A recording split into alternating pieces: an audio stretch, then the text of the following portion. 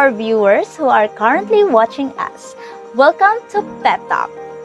For today's episode, we will talk about peace journalism, peace leadership leading in a diverse world, and non-violent communication from our respective students in PHINMA Cagayan de Oro College.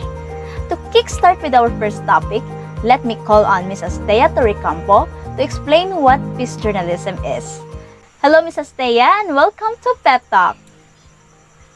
Yes, hello, Ms. Regine, and hello to everyone who is currently watching PEP Talk right now in their home. So it's wonderful to be here. I hope you guys are staying safe. Hello, Ms. Asthea. So, Ms. Asthea, could you tell us about peace journalism?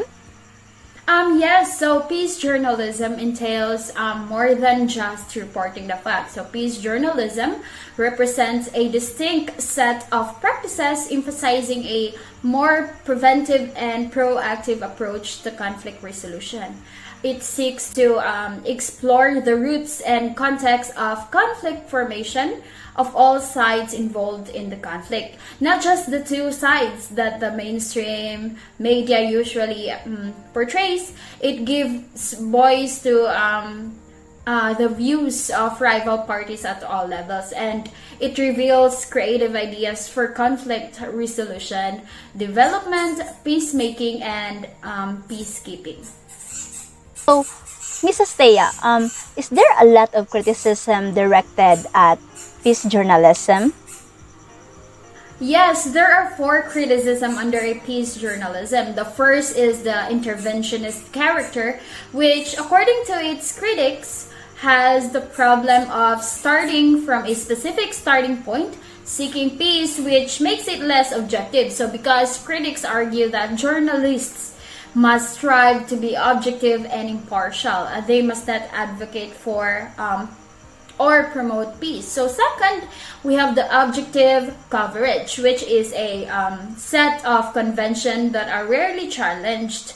The aspect of reality that are always left out are the same. So namely, that the causes and potential solution to a conflict, common people's voices, structural violence, and so on. So we have also the third one is the structural constraints shaped and limit the work of journalists. So it makes peace journalism more impossible. These constraints also include a small staff, limited time, and material resources. Editorial and textual constraints are and limited availability of sources and access to the scene. So finally, the journalistic convention amplify the problems caused by structural constraints. Journalists do not question aspects for their profession. Okay. So how is peace journalism doing in the the 21st century?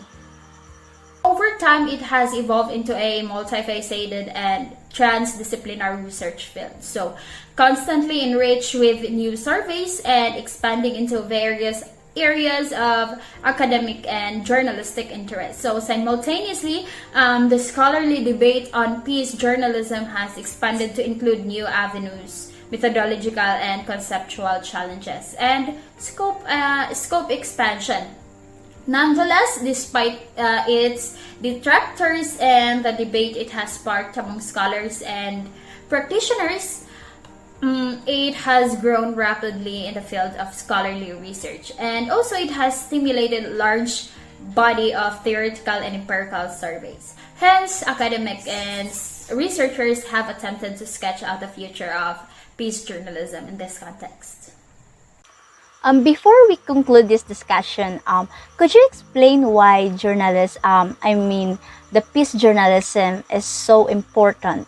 It's very important. It is critical because when reporting on conflicts and crises, journalists must consider both the negative consequences of their reporting and the potential for their coverage to promote peace in their communities. Aside from attempting to shed light on structural and cultural causes of violence as they affect the lives of people in conflict zones. So as part of the explanation for violence, it also seeks to frame conflicts as involving multiple parties and pursuing multiple goals rather than just as a simple difference.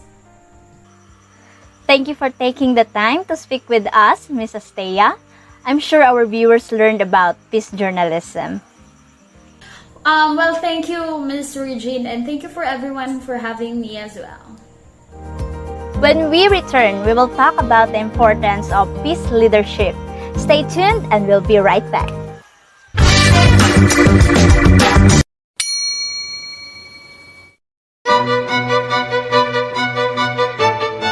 The first photo has to be with Sunny Boy. But you'll be next, sweetie. Put down the ball. Pick up a doll, girlie.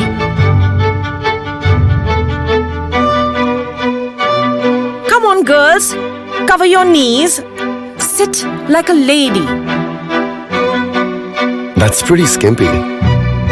Go with something longer, baby. Ma'am, you hold the bouquet. Let him hold the trophy.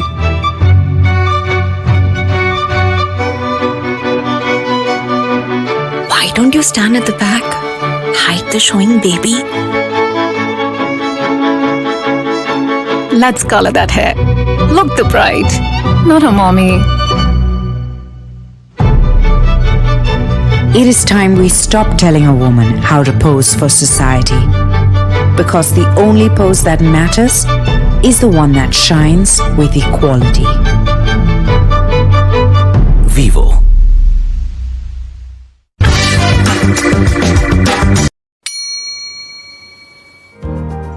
Hello and welcome back to Pep Talk. To share with us the importance of peace leadership in today's diverse world, let me introduce our second guest, Mr. Francis Ablon. Hello, Miss Regine, and everyone else watching Pep Talk right now. It's great to be here. A pleasure, really. Welcome to Pep Talk, Mr. Francis. Could you tell us about how important to have peaceful leadership in today's diverse world? Before anything else, let me emphasize the importance of leadership in laying the groundwork for long-term peace. There is a lot written about leaders in peace, but little about peace leadership. One of its most important tenets is that it includes skills and traits that go beyond what we typically associate with our individual leaders. In situations where the context and people are determining factors for sustaining peace, leadership for peace entails facilitating the creation of cooperative mechanisms that allow local populations to articulate their priorities and immediate needs. It also allows them to actively participate in designing and evaluating responses to those needs. Okay, how can we achieve good leadership for peace? Another characteristic of long-term peace leaders is the ability to untangle the underlying assumptions that underpin modern peace-building theory and practice, to ultimately understand why long-term peace efforts eventually fail. This is especially true at a time when the nation-state is under siege and populism is on the rise, when long-held international conventions are being called into question, and when rising powers are constructing new stories and models for how the world should have been governed, and of course how peace should be established. Finally, leadership for peace requires leadership teams to accept the responsibility of causing no harm. These concepts include the recognition that efforts by outsiders to achieve certain short-term results, such as temporarily alleviating the ravages of violent conflict, or providing a semblance of stability and security, may not lead to long-term peace. They may, among other things, set expectations, encourage interdependence, and impede self-organization. Okay, thank you very much, Mr. Francis. I believe you provided us with an informative talk about peace leadership. It was a pleasure to have you here. Thank you for having me. Pep Talk will return shortly.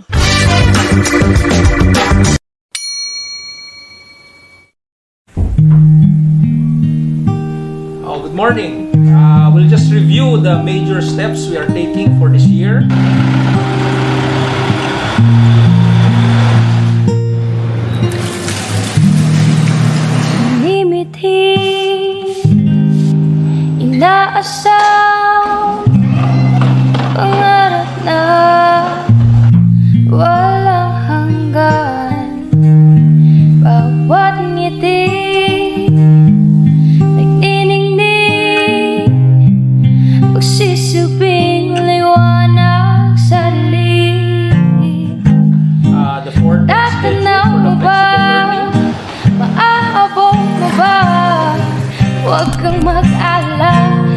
Samahan kita, buksan ang kinabukasan, tuklasin ang kayamanan ng puso, nangangarap, bawat hakbang patungo sa pangarap.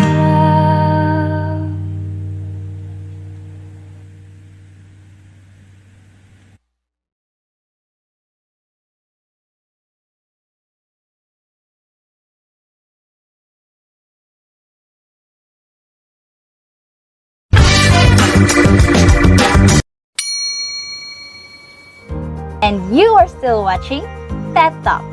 We are down to our last talk for today. To share with us about nonviolent communication, let me introduce our final guest, Mr. Charles Soler. Hello, Miss Regine, and everyone else watching this program. I hope you guys are feeling good right now. Hello, Mr. Charles. Mr. Charles is a future communicator. Could you tell us about this communication approach? About this communication approach, NVC or nonviolent communication, it teaches us to hear our own and others' deeper needs because of its emphasis on deep listening both to ourselves and others. Nonviolent communication assists us in discovering the full scope of our compassion. It reveals the realization that also humans are merely attempting to honor universal values and needs of every minute of every day. Okay. How important is nonviolent communication in maintaining peaceful and harmonious relationships? Nonviolent communication is important because the world is hungry for peace, and conflicts and differences are becoming a daily occurrence in our lives. For example, this is an effective example of a scenario. I am very frustrated with your performance because you seem to slack most of the time and you are doing the task wrong. I am not even sure if you're good enough for this job. In this example, the listener receives only a negative feedback that will make them feel bad about their performance and won't even give them a clear idea of how to improve or what to do differently. A better way to communicate based on NVC, you failed to deliver 3 project milestones on time. And as a result, our project got delayed for 2 months and your colleagues weren't able to complete their part of the job on time. For this project to succeed, we need you to change your attitude to your work and become better at time management. As an option, you can get a planner and schedule all your activities in it to make sure that you deliver your part of the project on time in the future. In this case, the listener receives well-reasoned feedback about their performance and gets advice on how to improve it without being verbally humiliated or over-criticized. See the difference if we communicate based on nonverbal communication, right? Because practicing nonviolent communication provides the nourishment required to handle conflicts and avoid stressful situations. This will aid in avoiding the illusion of separation and also the negative emotions. Mr. Charles, how can we as members of society tell if we are engaging in nonviolent communication with humanity? You know what? Nonviolent communication can be viewed as a both spiritual practice that assists us in seeing our common humanity and using our power in a way that honors everyone's needs, as well as a concrete set of skills that assist us in creating life-serving families and communities. So, as a result, it can be used as a tool for positive social change as well as a spiritual practice.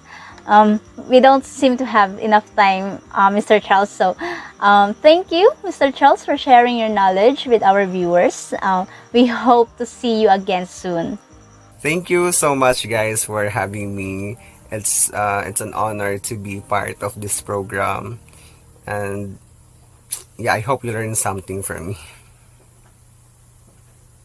Bye.